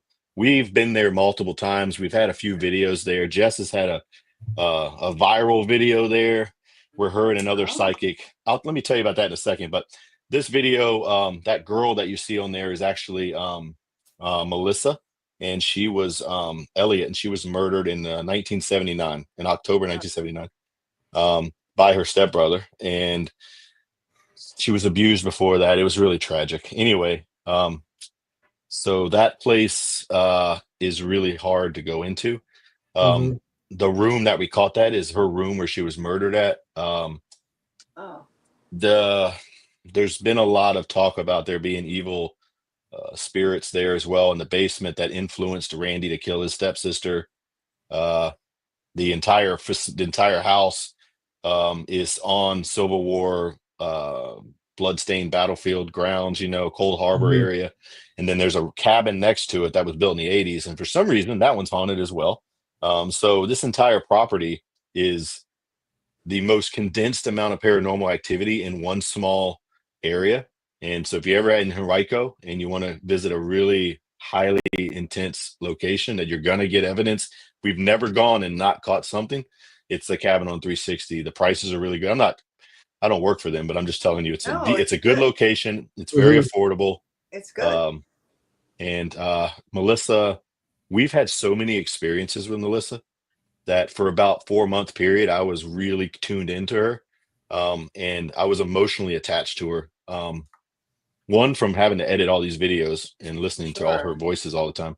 But when we were there, it felt like a father figure to a daughter. And I had a lot of emotional stuff that Jess had to help me kind of cut back and release. But yeah, that's a very hard one to listen to, man, because that's her screaming, please help. And I don't think, I'll give you my opinion on this. I think there's two things happening. There's residual and there's intelligent there. What we caught there was residual of her scene where she was being murdered. I think that's not an intelligent spirit. I think we catch her other voices. Other times when we're talking to her, she'll say like, thank you or hi, like regular talk. And every once in a while, I see you, thank you, I'll play with you. Other times we catch, please help, or she's screaming for help. So I think we're catching two different things here. She'll also play with you. So like there's a video I made where we put cat balls all over the place and we counted around the room, 1, 2, 3, 4. And I told her, hey, when we get to 5, make the cat ball go off. And she made 2 cat balls go off at the same time. Wow. She did this. So she did this a bunch of times. That device we were using, we had a digital voice recorder and we had a spirit box going, and we caught that on the audio from the camera. That what you're hearing is me replaying the audio for the camera mic so we could catch it, because we didn't want to lose it. We were afraid we were going to lose it off of one of the devices. Yeah, that's a regular EVP that Yeah. So we caught. You hear the static box in the back. Mm-hmm. Yes. But we could have swore when we replayed the digital voice recorder that we heard someone say, please help, but it was really hard to hear. So I said, all right, pause everything, stop everything. We got to review this. So when we went back to review, I said, hold the camera up because we got to record the audio. I don't want to lose it on accident. And when I went back home, I actually slowed it down just a hair and then raised the audio. And that's where we caught. But we caught a lot of voices from her. It's just sad, man. It breaks my heart every time I hear that. How old was she when she was murdered? 12. She was 12. Wow. She's 12 years old, yeah. So she's you got some more videos? I don't want to run out of time. Yeah. I got. Why don't we go to those photos, the other photos? Because we'll read. I mean, the other photos, those are the ones you read. Yeah. So why don't we put those up? Yeah. Okay. Let's talk about them, huh? Oh. Yeah, it's kind of a cool little picture. So that's the basement of the Powhatan Manor House. And there's a male spirit named Thomas down there that I learned that a male spirit named Thomas was down there because I caught a guy saying Thomas, and we think he's from like the Revolutionary period or something. But I heard the name Thomas on the audio and I had no idea. So I went and asked the lady who runs the place, like, hey, has anybody ever caught a voice down here, without telling her the name? And she said, yeah, they always catch the name Thomas. And I'm like, oh shit, well, cool. Well, he said hi to me. So yeah, it's pretty nice. Neat. Yeah. It's a pretty cool place. Wow. Okay. Yeah. Oh, okay. So I obviously only sent you two or three places. I apologize. So this is I'm not real good at this kind of stuff. I sent this is another circa 1760. That's just the downstairs place. Yeah, but I see a small door on the right hand side. Is that a door, like a crawl space? Access. Yeah, it's like a crawl space door. Yeah. Okay. I didn't open it. I didn't want to open it and release anything, so I just left it. Yeah, no. It looks like it's pretty much painted shut anyway. If you look at it, it looks like they painted it because there's no open lines there. It's like spots and everything. So it looks like that house stays abandoned all year. I mean, it's always no one's ever in there. So when you break the seal of the front door, you get the smell of like old, and you get the feelings of like like, what are you doing here? Like, yeah. Like, Yeah. like mole and stuff like that, probably. Well, no, it's Yeah, it's immaculate. They have a Is housekeeper. it? Yeah, Oh wow. the poor little housekeeper has to go in there. Okay. I'm going to show you two Oh, more no. hallways, and then we'll play Kim's. Well, Yeah. I was gonna say we'll go from one video to the photo and video to photo, but Sure. we'll do all photos. All right. here. So Okay, where what do is you this? want to go? You want Well, that's me okay. to go What's back? this? That's What's Waverly this? Hills. That's Waverly Yeah, Hills okay. Sanatorium. Yeah, and that was a really cool experience as well. Wow. So Okay. You yeah, want to just tell me what you want to do, Kim? We see these orbs in this. Are though? Well, I mean, it could also be dust too. But did you? Yeah. Is this a picture because of that you sent to us because of the orbs, or you guys caught a lot of Nope. orbs, or? No, so I'm not a big orb. I'm no expert, but I don't believe everything that I see is a ghost. Jess will laugh at me because I'm overanalyze every orb. So I look at flight hard not He patterns. looks at the flight pattern. It's so funny. He's like, wait, look at the Yes. flight pattern on that. Bugs I'm the fly a same way. certain way. Bugs fly a certain Flight way, right? So pattern. bugs usually have a path, but then they can change it. But Mhm. a lot of times you can see the changing of the light because that's their wings moving. You see the Dust, dashes. yeah, Right. dust tends to kind of blow up in a direction usually and then Mhm. settle down. An orb, it's really hard for me to say something's an orb. Now, if I'm sitting completely still and no one's moving for 45 minutes, and all of a sudden I see this ball of whatever move from the wall across the room and through the other wall, I'm more likely to believe that's energy versus a bug Mhm. or dust. But for me, they just walk through there. You see the people back there. So Yeah. Yeah. it's likely they kicked up dust, Yes, but and it's that's what they also, probably did on the floor as you're walking. The yeah. dust comes And up. most people don't realize that you kick up a shit ton of dust when you walk. So, Mhm. yeah, Was it's it a also rainy Waverly day Hills. there or humid day? Uh, it was a little humid. Yeah. All right, because you see the ones that are very light, that look like little lights on the right hand Yeah. side. Yeah. That's raindrop. That's that's a moistness. Oh, That's okay. Yeah, when it the could have been. Yeah. reflection. And the other Yeah. ones are just dust. You can see how they are. And Yeah. plus, well, a couple of circle ones look like faces in them. That's Yeah. usually water also Yeah. I don't floating in believe there. everything, Yeah. When it I comes don't to get crazy over that. yeah, I'm the same way like you are.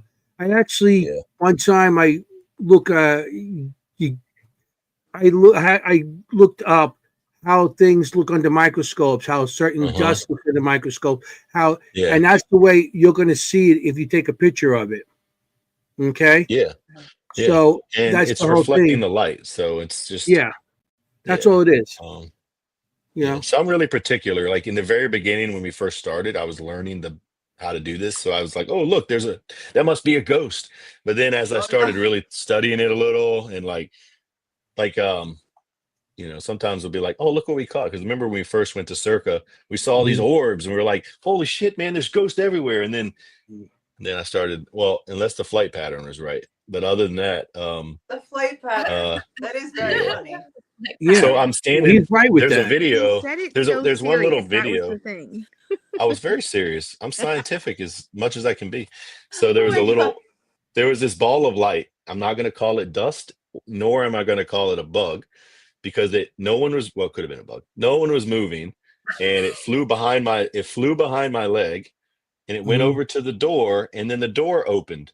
So in my Oh, mind, if see? I'm breaking it down in the paranormal world, I'm like, it's energy moving to the door and opened it.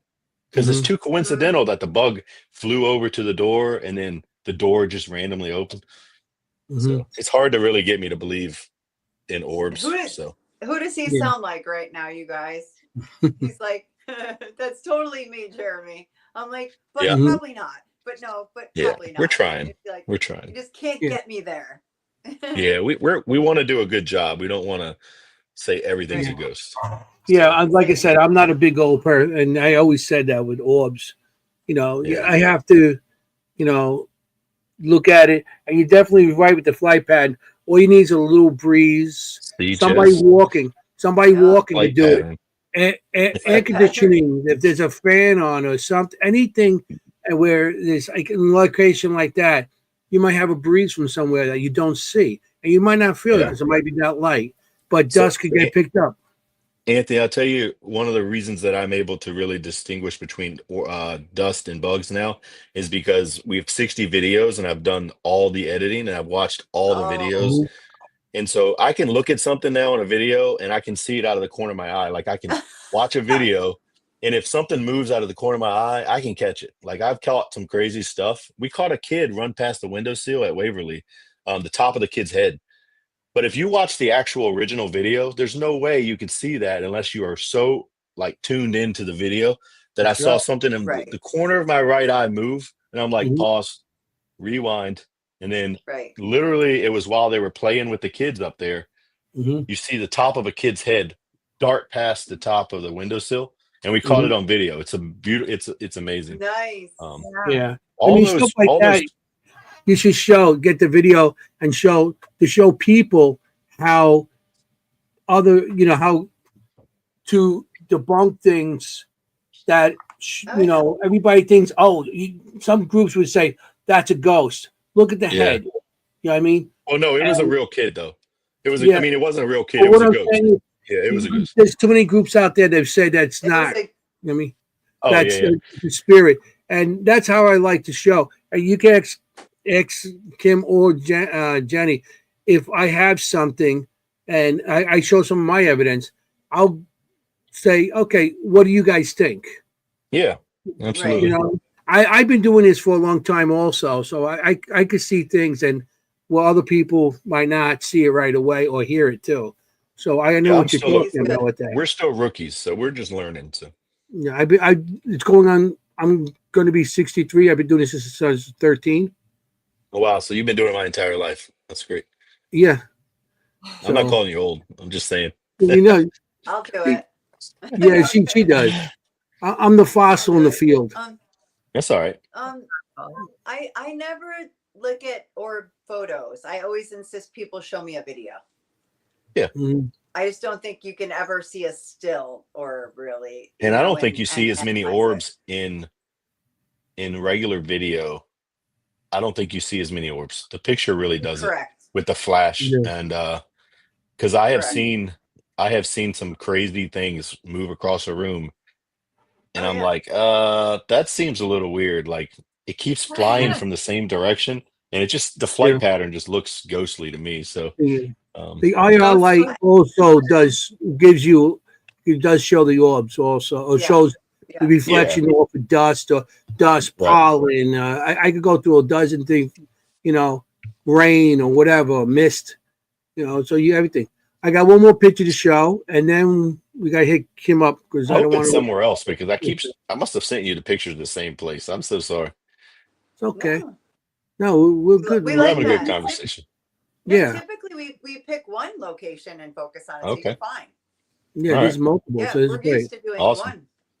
Well, we talked about it. It's Sweet Springs. It's I think it's on the 3rd floor. Okay. And that's a very spooky hallway.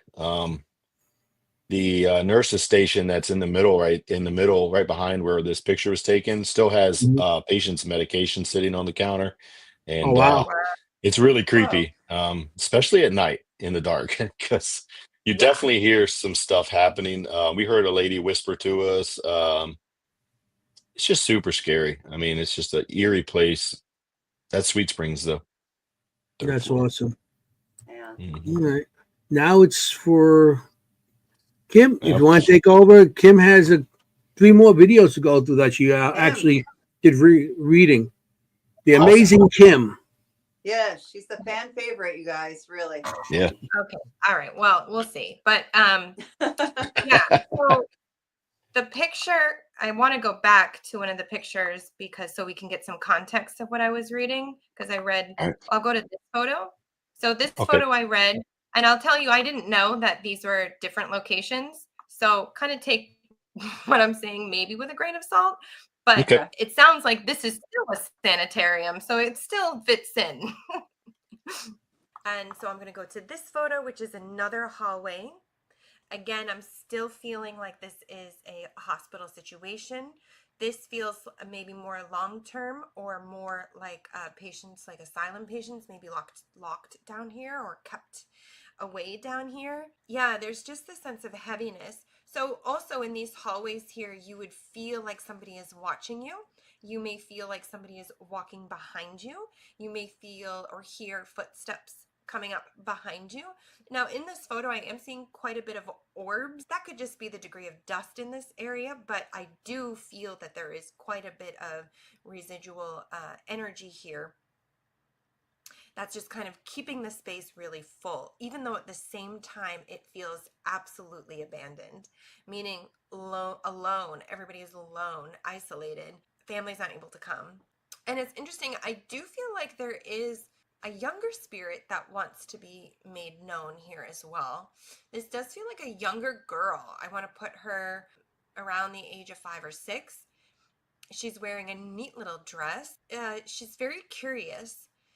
Don't know why I'm seeing her in this area. I'm not feeling like they had kids here. This would be more for adults, but that's how this spirit is presenting herself to me. I do feel like I see her with bangs. I feel like she is blonde. I may even see her with pigtails. And she does giggle, or like you might hear her giggling on EVPs or on live EVPs.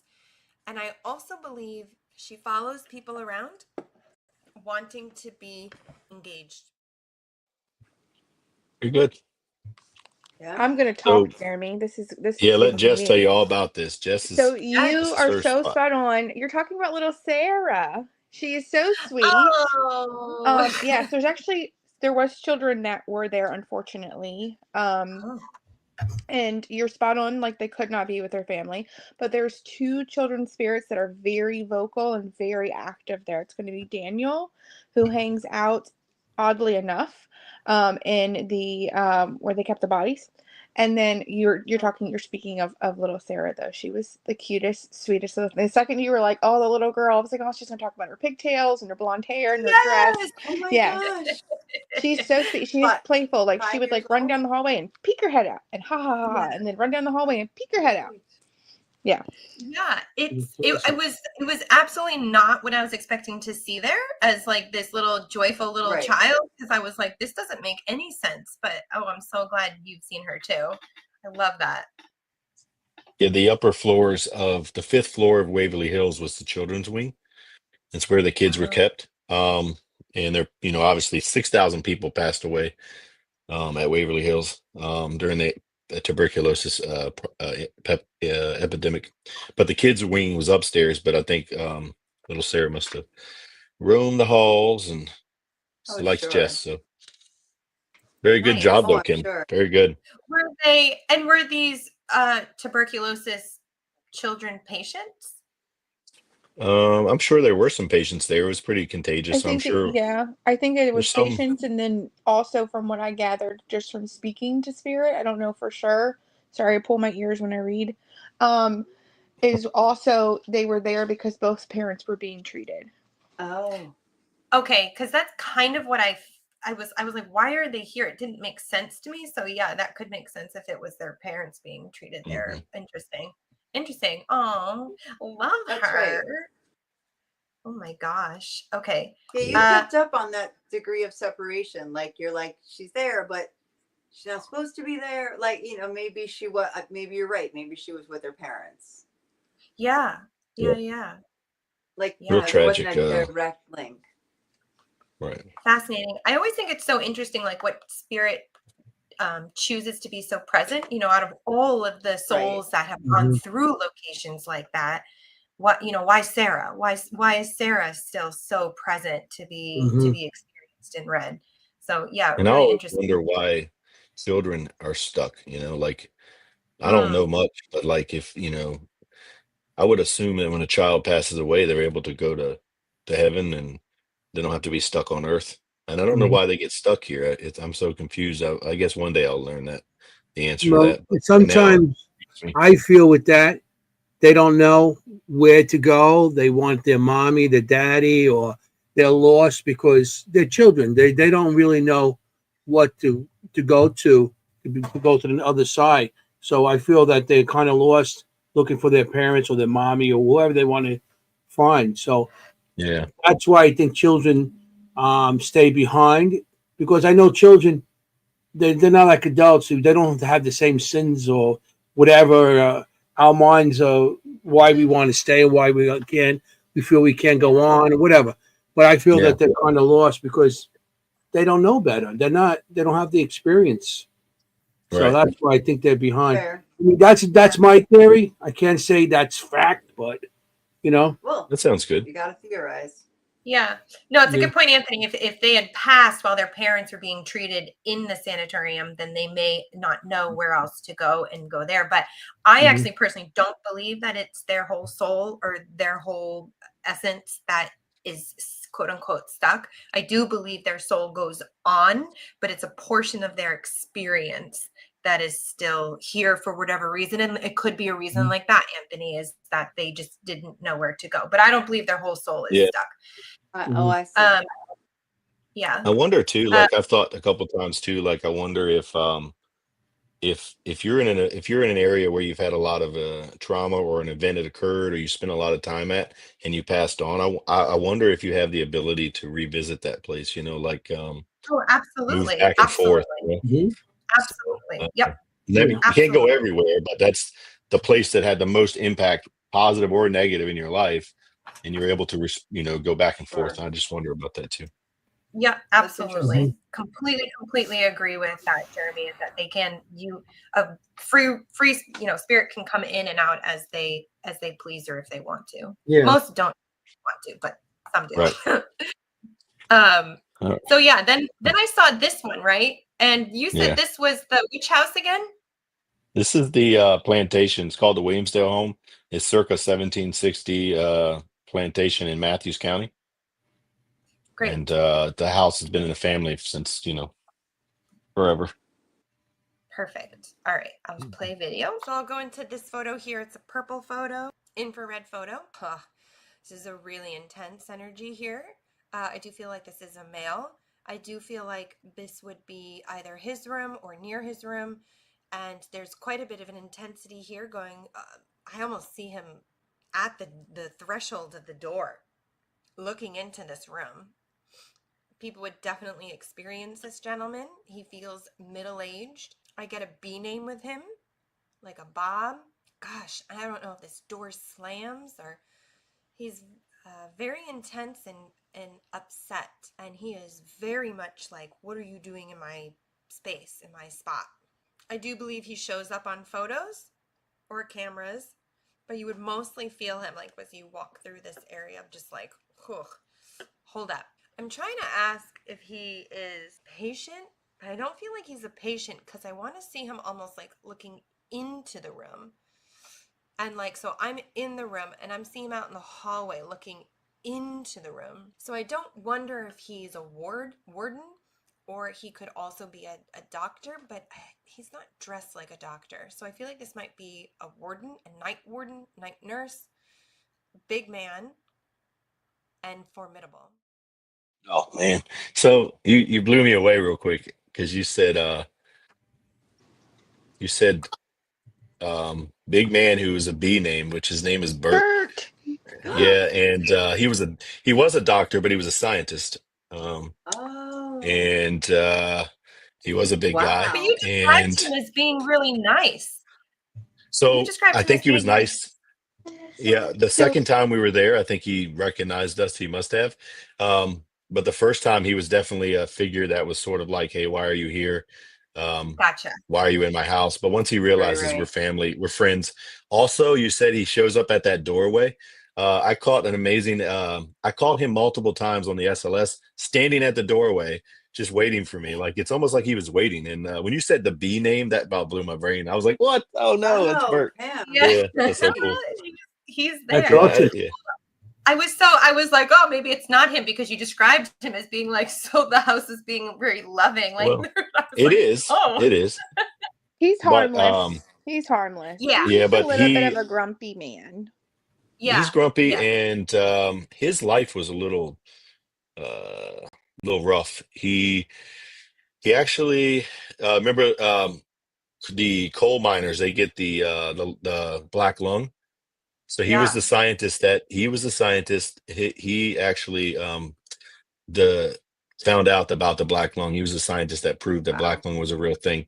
Well, the problem with that is if he would have if he would able to run with that, then they were going to the companies that make the coal companies would lose money. So he had to run for his life. He had multiple times they tried to kill him. And he actually ran to the reason he's at that house. That's his family's house, not his. He ended up living there. He was escaping the fuel companies because they were after him. They tried to do all kinds of things to assassinate him. He ran to Matthews County and he lived out the rest of his life in that plantation, hiding from the government, Canadian and American government, because of the black lung issue. So he was the scientist that helped to find that black lung was a real thing. So it's kind of a weird, cool little story too. But yeah. What a weird dynamic there. Like, you did such a good thing. We're after you. Well, it was going to take money out of their pockets, you know. Yeah. If he could prove that they're killing people, they were going to be responsible. It could have cost. It's a big story the family gives us, and we were like, wow, that's pretty epic. And that's how Bert got there. So that's awesome. Yeah, and that's interesting because that is still like very much in the lines of being a doctor. Like, why was he studying that? Interesting. Wow. Yeah. Oh, that's like one of the most American stories we can actually have, right? People trying to help people, and then like the big company being like, "No, stop." Yeah. Yeah, stop. Yeah. Very good though. You did great, Kim. No helping people. And then the last one here, there's just one more here. It's the one actually in the basement. This one here. So I'll go ahead and play that. And then I'll end with this photo here. It's a red photo. Looks like maybe we're upstairs into an attic situation. They're actually telling me basement. So if it's, I don't know. Okay, I'm feeling like it's the basement. You want to talk to me about laundry? Like this may have been where the laundry was done at some point. A laundry chute may be involved in this area. And I'm hearing something about somebody going missing. Somebody going missing. Either they tried to escape or they tried to leave or went a little berserk. But they're talking about somebody going missing. And I don't know maybe if they were found in this area. So this is quite an intense place to go visit. So I would really recommend this place for those who are quite experienced with energies and quite experienced with paranormal locations. And I say that because there are quite a bit of sticky energies that would love to kind of come home with someone, love to kind of be with you. You would likely feel quite drained here if you were not really in charge or aware of your energy. So that finishes up the reading. I can't wait to hear the history here and see what this place is all about. No, you did pretty good. So that's Powhatan Manor. It's built in the 1700s, and it was down in the basement right there is where not only was it the wine cellar, but it was also where they kept the morgue during the summer because it was cool down there. So a lot of bodies were put down there. Right. I don't really know who Thomas is, or I don't know. We don't know a lot of the history. We just know that it was a wine cellar and the morgue because those kind of homes like that, that's what they use, those basements for that time period. So it's definitely heavy down there. When you're down there, the energy from that male spirit is very, very heavy. So very cool place. And it's also where we caught the little girl, Mary, yelling at us, which we really love that too. Oh yeah. That was amazing. That was an amazing. Yeah, you had some great evidence tonight. Yeah. Those are some great pieces of evidence. Appreciate Very it. clear, loud, no doubts about them. I mean, my gosh. That's why we haven't put out a whole lot of videos this year so far, because we've been to some places, but we haven't caught anything, and we're gonna put some videos out, but we don't want to dilute what we're trying to do with the paranormal videos themselves. Like, we don't want to try to make things up. So we're like, well, if we go to a location and this location relies on people seeing that there's ghosts there, we don't want to hurt their business. So if we don't catch anything, we kind of like, all right, hold off for a minute. We'll just take little clips of things that happen, but we don't want to do anything to be detrimental to someone's location, because just because we didn't catch anything doesn't mean it's not haunted. Of course. But we know that, but people that are booking it may not. They're like, oh, it doesn't look haunted at all, I'm not going to go there. So out of respect for these people, we're kind of like holding back on some of the videos we have, just because even though we had a great time, we just didn't catch the evidence yet. So we're like, well, we'll just catch it the next time, Right. Yeah, so that's what we're doing. It's nice when you can return to a location. You can be patient, like you said. You can Yeah. be like, okay, what's my plan? Do you guys feel like, what's my plan for the next one, right? Sure. Yeah, absolutely. Yeah. So when we go back to Sweet Springs, we have a plan. We have other locations that we're looking to go to do. There's places all over the place we're looking to do. And we just want to make sure that we're not, you guys have been in the field, especially Anthony, for quite some time, and we don't want to do anything that would degrade that stuff that's already been done before us. Yeah. So even though we're rookies in all this, we're trying to do it smart. We're like, okay, we just left a location a couple weeks ago. It was quite a long drive. It was a very long trip. We spent the night there, and all we got was farts and laughs. And they make a funny video, but they're not exactly a paranormal video. So we decided to hold on to that. We're just going to hold on to that till one day we want to laugh at each other, because we think it might hurt like their it's business. blackmail for somebody. Yeah, Oh, we might right. want. It might hurt their business a little, and we wouldn't Right. want to do that to somebody, right? So us putting a video out for our benefit but hurting them isn't really worth it. So we're just like, oh, we'll just hold on, and we'll put some other silly stuff out. But yeah, we're just trying to do the right thing. So, Sounds we're coming down to the end here. Yeah. I Sorry. know it's making me sad, man. We- Making me sad. Yeah, Me too, me we could too. talk. We could talk all night. 2 We need hours. another hour, another We 2 hours. literally could. We can have to make a Yeah. part two. We got so many people that want to make a part two because we couldn't get everything in 2 hours. We couldn't get it in 2 hours. But Yeah.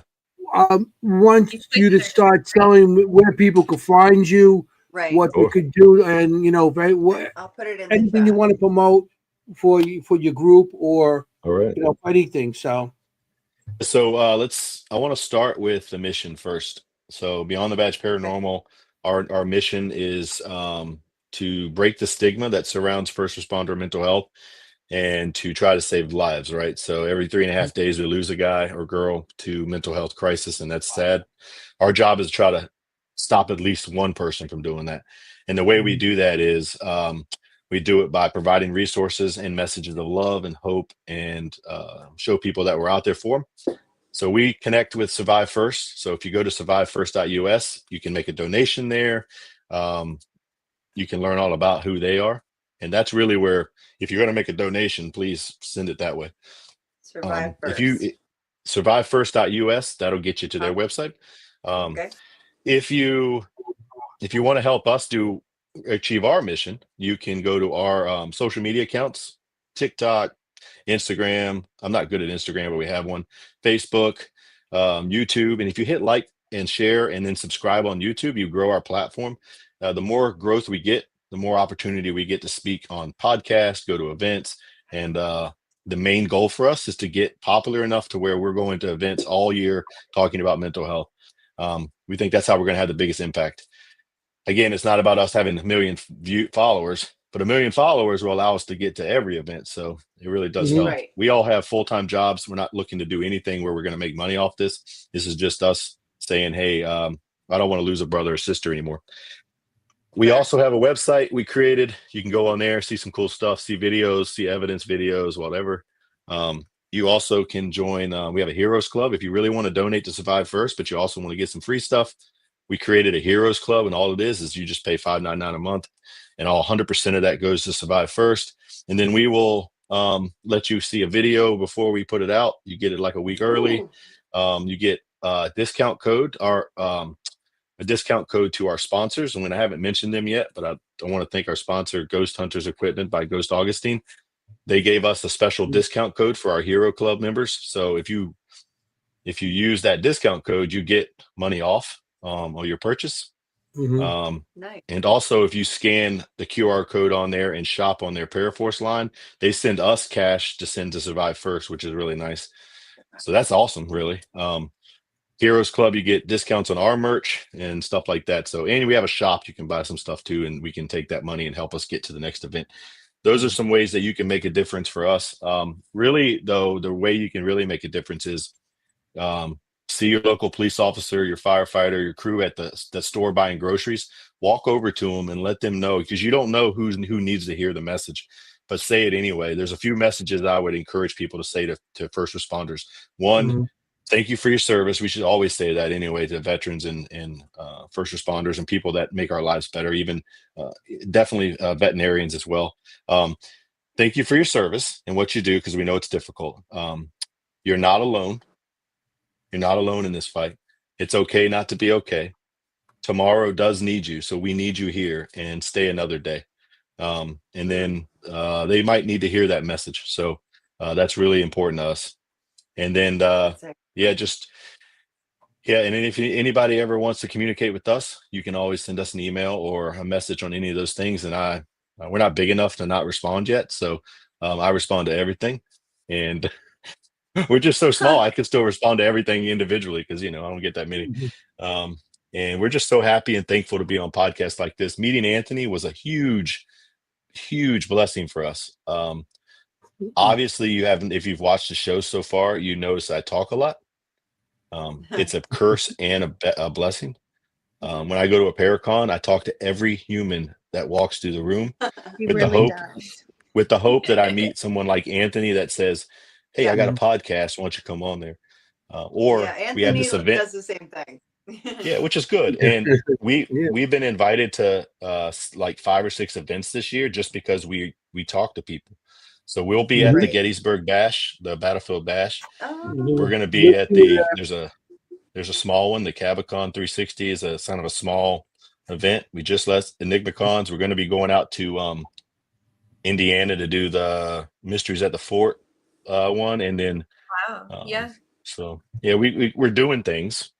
Nice. And if you're listening to this and you have an event that you want someone to come talk to about mental health, we would love to be a guest and come speak at that as well. I know that's hard to get, but it allows us to reach. And I'm telling you, there's someone in the audience at that Paracon that is a first responder that would love to hear the message. So, all right.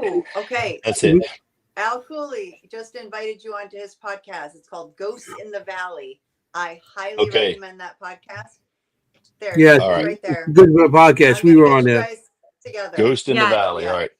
Yeah. I'll look it up. Somebody I respect. Write it down, Jeremy. Stay on after the show. We'll give you more info on it. All right. Sounds good. Yeah, I love it. Thank you so much. A lot of traffic. Yeah. Awesome. That's amazing. Thank you so much. Thank you so much. We appreciate it. We were on the show, and it's an excellent show. It really is. We have 2 minutes left of the show here, and I want to thank you guys for being on here. It was an awesome night. You had great evidence. We had a good time. Really. Great evidence. The audience was participating. And the audience, if you like it, hit some thumbs, hit some hearts. Give us something out there. All I see is 3 hits. Nobody likes us here. What the hell? But I also want to thank for everybody to be on the show. I mean, on the show, you guys and the audience, we had some great audience coming in tonight. We had a lot of people tonight. Yes, we did. We had a lot more than we had a lot of people tonight. So I want to just thank everybody for showing up, and I just want to tell everybody this is a great cause.